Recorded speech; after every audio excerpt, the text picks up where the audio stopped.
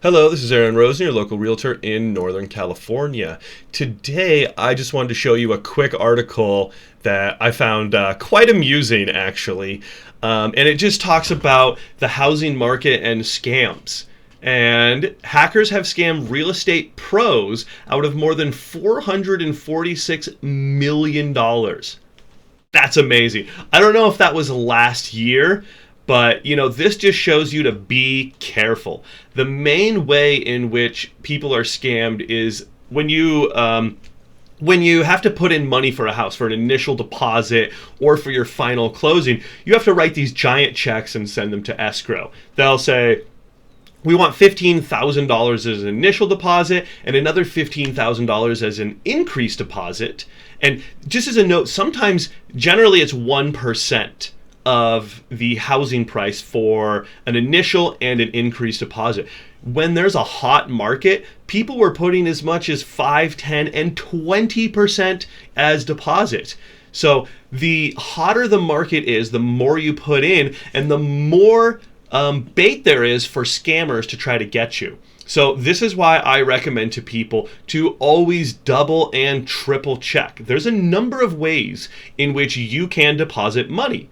One of them is you can just do a wire transfer. The other way is where you physically get a cashier's check and walk into the office. Now, sometimes people don't want to do it because it's an extra $15 or $30 for the cashier's check. However, the risk-reward ratio of this is insane. So I recommend to all of my clients that you take a physical check and walk into the office. Beyond that, when you get an email that says, wire me $15,000, you have to call, or I recommend, call the actual escrow company, not from within the email. Look them up online and call them and say, can you please confirm? Okay, so let's just read this. Hackers have scanned real estate pros out of more than $446 million. Cyber hackers and real estate transactions are growing more sophisticated with their tactics.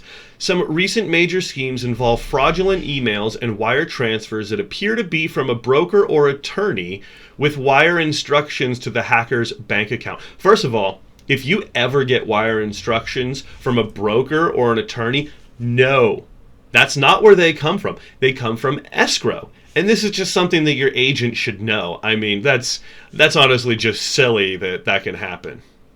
And it can happen to the most experienced professionals in the business. Oh no.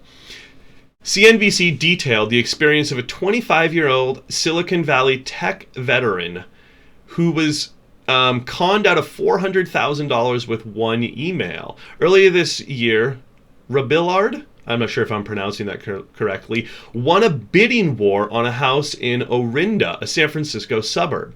So when she received an email from her mortgage broker with directions to wire $398,359.58, I'm not sure why it's exactly that much, payment to JP Morgan Chase account, she wired the cash immediately. Again, you should only be giving money to escrow. There is no JP Morgan Chase account that you should be wiring money into.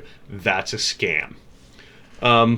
This is also something, I've heard people talk about why pay realtors. This is why you pay realtors. The email was in a thread to her broker. Afterwards, she received a second request for the down payment, and she understood that her initial wire had been a scam. Something's not really adding up here because a down payment is not going to be $400,000. It sounds like that it was a cash deal and it was $400,000 that she was going to pay cash for, and that still does not mean that you don't have an initial deposit. So there's a little bit of a knowledge gap happening in here. Okay. Even Robillard, who has decades of experience, how old was this person? 25-year Silicon Valley tech. I was going to say decades of experience with 25 years old. Okay. Experience in working in cybercrime was fooled, as fraudsters are becoming increasingly smart about how they hack into the inboxes of brokers, agents, lawyers, and advisors.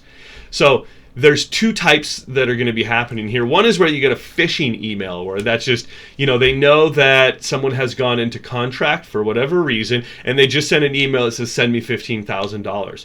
The other way is where they hack into someone's email, and that looks more official. Even then, if you get any email from someone, always verify. Trust but verify. Real estate transactions are prime targets for scams due to the large transaction and frequent use of wire transfers, because you can't show up with a pile of money anymore. It'd be very hard to show up to escrow with $1 million in a briefcase and get them to take it. They're also easily targeted as they conduct much of their business through email or phone calls. In Rabillard's case, in a chain of more than 20 emails, there was only one email sent by a cyber criminal, and it was indistinguishable from the rest. The real estate market is targeted so frequently with astounding losses that the FBI issued a comprehensive report just on business email compromise and real estate wire transfer fraud. It has become a sophisticated scam that targets businesses and individuals who frequently engage in legitimate wire transfer. The losses have been staggering, rising from $9 million in 2015 to more than $446 million by 2022. So that's not in 1 year, but $500 million have been scammed from real estate. According to the FBI data, prompting the FBI to issue a public service announcement. The FBI saw an increase in incidents where funds were transferred directly to a cryptocurrency exchange or to a financial institution holding a custodial account for a cryptocurrency exchange. Here's another note. Never deal with cryptocurrency and housing. You can buy housing in cryptocurrency. Let me rephrase that. If you have a bunch of Bitcoin and you want to convert it to dollars and then have those dollars converted into a house, essentially, basically pay for your house in dollars, perfectly okay. I've had clients who have used Bitcoin as part of their down payment. The difference between Bitcoin and dollars is that the dollar is backed by the federal government. How that backing is a whole nother question, because we are now on a non-physical backed dollar, but that's a whole nother discussion. If someone wants to transfer you Bitcoin, there's no way to verify where it came from, who it came from, if it's any of that kind of stuff. So I recommend, if someone wants to pay you in Bitcoin, tell them convert it to cash. So I just wanted to share this because this kind of tickled me pink. I mean, honestly, it's scary. There's all kinds of scams. I get weird emails all the time. I get texts. I get people calling me. It's just kind of part of the business. So really, really, really having your head screwed on, understanding the process of this will save you a ton of potential losses. Okay, so I hope you enjoyed that. If you have any questions, all my contact information is below. Thank you much. Bye.